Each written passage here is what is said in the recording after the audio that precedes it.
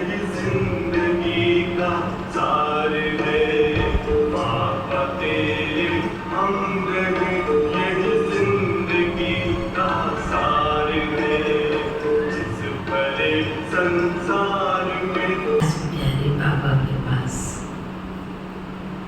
वतन में भोग लेकर के पहुंची। जैसे ही वतन में गई तो देखती हूँ बाबा कहीं से चक्कर लगाते हुए वतन की ओर पहुंच रहे हैं। तो मैंने सामने बाबा को देख कहा, बाबा आज मैं साहबाद की तरफ से सभी की याद लेकर, भोग लेकर और विशेष सेंटर का वार्षिक उत्सव भी है, बहनों के जन्मदिन के निमित्त भी याद और भोग भी है। इतना सुनते हुए बाबा मुस्कुराने लगे। बाबा कहने लगे कि बच्ची, दुनिया के लोग, ब्राह्मण बच्चे अपना छुट्टी का दिन समय निकाल कर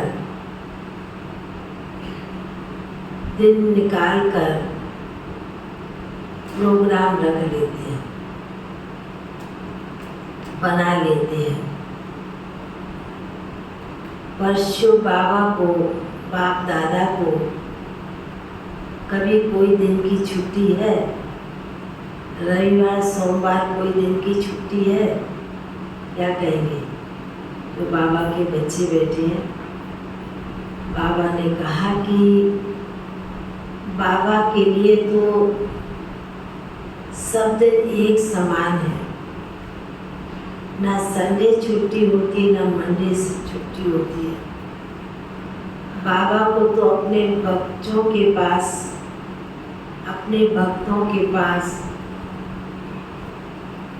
जब भी कोई प्रकार का बुलावा आता है,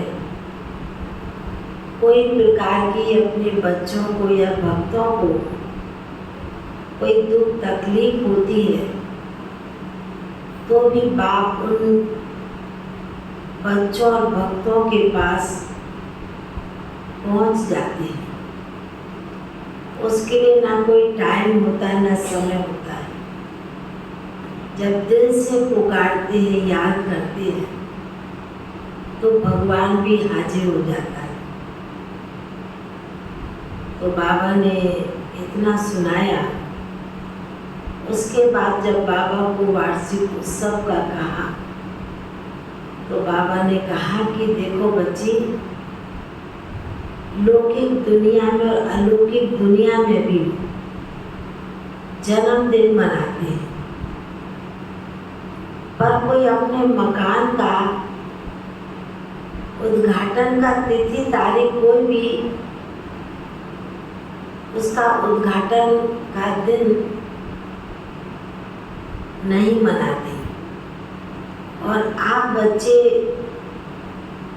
बड़े धूमधाम से वो दिन, वो साल, वो समय याद करके मनाते हैं। बाबा ने कहा उसका कारण? बाबा फिर कहने लगे, बच्चे, वो दुनिया के जो भी घर होते हैं, वो हर प्रकार की आत्माओं से वाइब्रेशन उनके भरे होते हैं। और बाबा का घर जो सेंटर बनाया जाता है, उसकी स्थापना की जाती है। और वह दिन, वह समय, वह तारीख, वह साल आप ब्राह्मण बच्चों के लिए विशेष होता है, क्योंकि उस स्थान पर आने वाले बच्चे भी चाहे ज्ञानी है चाहे अज्ञानी है, जो भी आते हैं उस स्थान से कुछ ना कुछ बच्चे प्राप्त करके जाते हैं। तो बाबा भी आज इस स्थान को देख रहे हैं और इस स्थान को देखते हुए बाबा को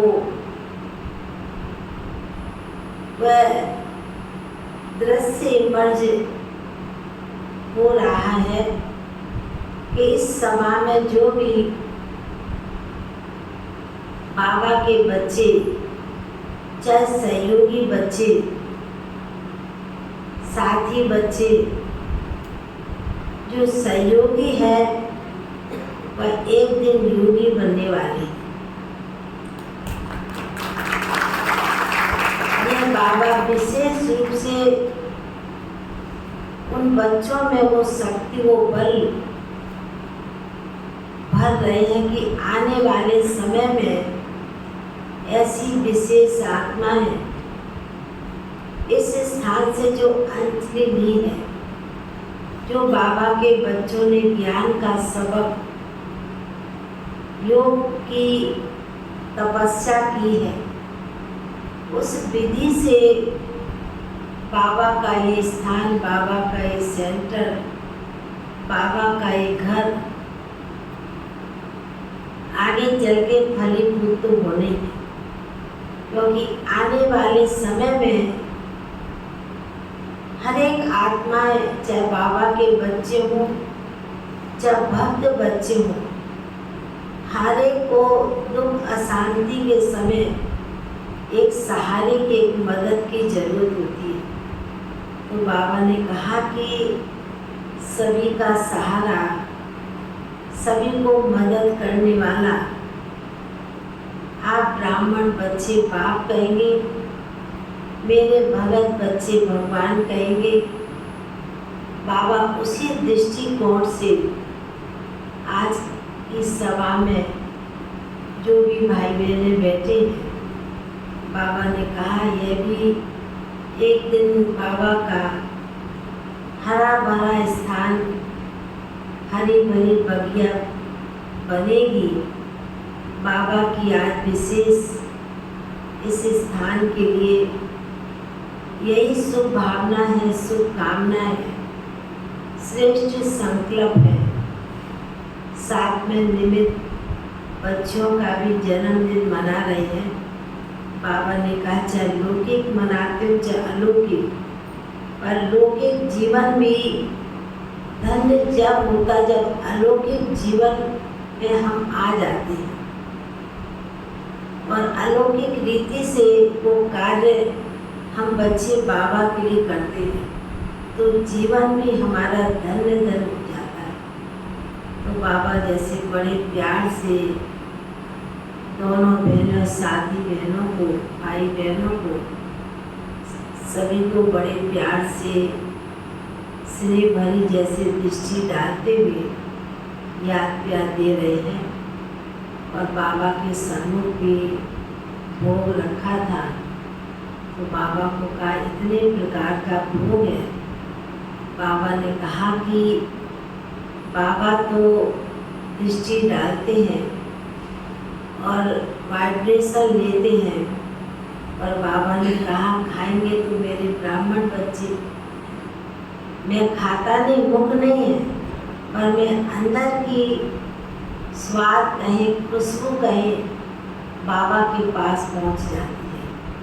फिर वो कहने लगे बच्चे ठीक है ना, मालूम है ना तुमको कैसे बाबा स्वाद देता है। तो मैंने बाबा को कहा कि जी बाबा, एक पुराना 40 साल का दृश्य बाबा ने सामने याद लाया, बच्ची याद है ना। तो मैंने बोला जी बाबा। तो बाबा ने भी बड़े प्यार से वो की थाली के ऊपर नज़र डालते हुए, उसको लेते हुए, हमारी मन की भावना को पढ़ते हुए बाबा ने बड़े प्यार से वो भी स्वीकार किया। और आप सभी भाई बहनों को भी, हमारी हम जिन टीचर्स बहनों को भी सभी को बहुत बहुत स्नेह भरी दिल की याद प्यार दिया। याद प्यार लेते हुए नीचे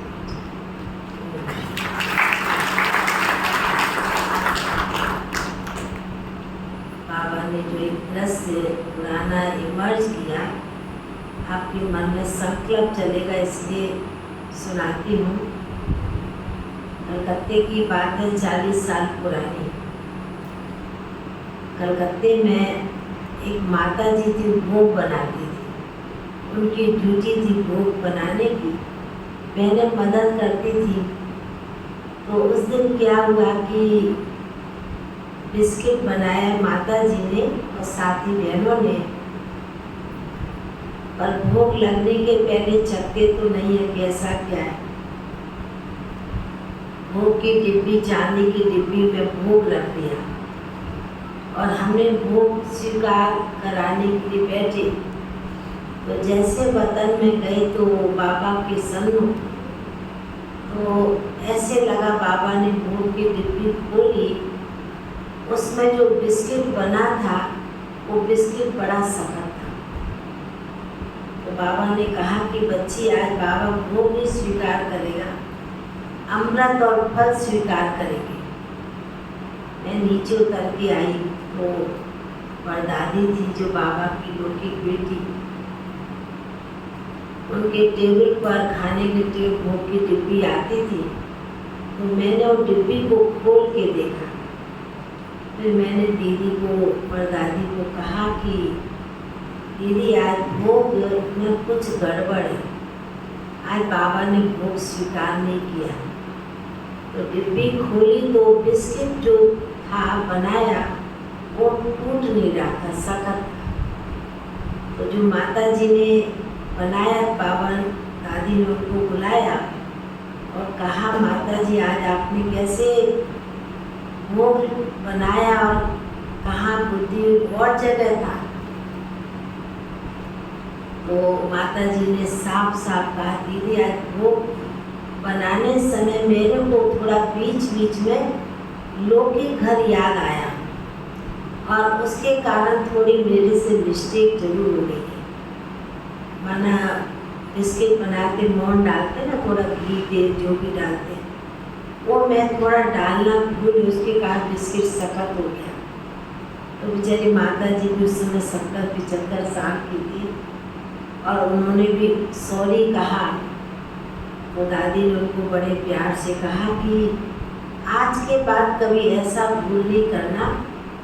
बाबा के लिए भोग बनाना, थाली के लिए, सभी के लिए बड़े प्यार से याद के साथ में बाबा के लिए भोग बनाना है, क्योंकि स्वयं बाबा स्वीकार करते हैं। पर उस दिन बाबा ने कहा कि बच्ची, भोग इतना सख्त है, बूढ़ा बाप कैसे खाएगा, क्योंकि दोनों कंबाइंड है ना। तो बाबा ने उस दिन कहा, बूढ़ा बाप कैसे खाएगा बच्ची। और हमें तो मालूम नहीं कि सख्त है कि नरम है। इसलिए आज बाबा ने हमको पुरानी बात याद दिलाई, क्योंकि कई बातें इतना याद नहीं रहता, पर कभी कभी कोई बात इमर्ज हो जाती, बाबा याद दिलाते हैं। इसलिए आज बाबा ने तो बड़े प्यार से भोग स्वीकार किया और आप सभी भाई बहनों को स्नेह भरी याद प्यार दी, याद प्यार दी। और आज से एक और अटेंशन हम माताओं बहनों के लिए कि जब भी बाबा के लिए भोग बनाना है तो मन बुद्धि सिर्फ एक की तरफ हो। जो आज की मुरली का भी लेसन था, एक व्रता हो, तो बाबा बहुत प्यार से भोग स्वीकार करते हैं। तो हम सबका परम सौभाग्य है, आज हमारी आदरणीय दीदी जी ने हम सभी के सन्मुख बैठकर भोग स्वीकार कराया। ऐसा लग रहा था सूक्ष्म बदन ही नीचे उतर आया था और बहुत सुंदर भोग संदेश सुनाया।